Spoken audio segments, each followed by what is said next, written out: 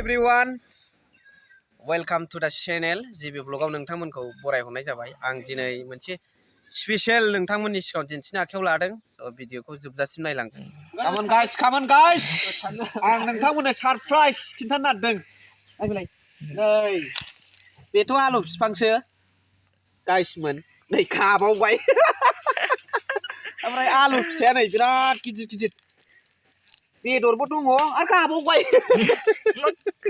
I got two बिफांनिफ्राय गाइसमोन ना, नायनानै लादो। खाखानायबावसो ना गाइसमोन।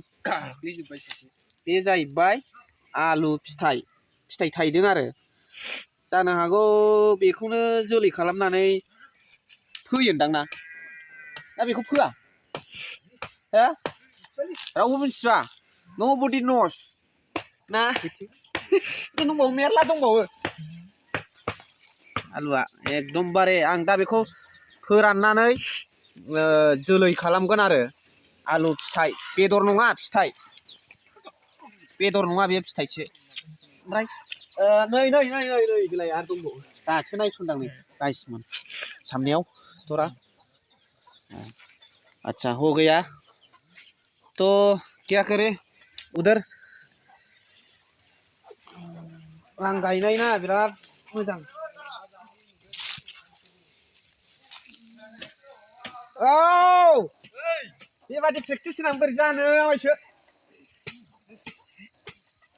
ओरै आव बेरै सार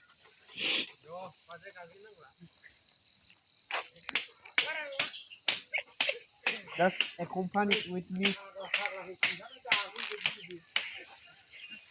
आयै नागिरब्लाबो मोनला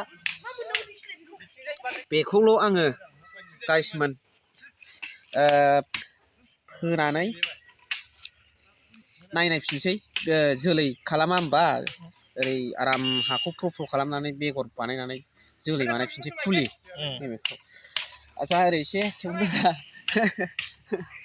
गाइसमोन भिडिअखौ मोजां मोनबायबा लाइक शेयार खालामनो दाबाव कमेन्ट खालामनो दाबाव आरो जायफोरा साबस्क्राइब खालामाखै बे बिथांमोना साबस्क्राइब खालामनो हागोन लोगोसे खनानि बेल आइकनखौ थुनो हागोन।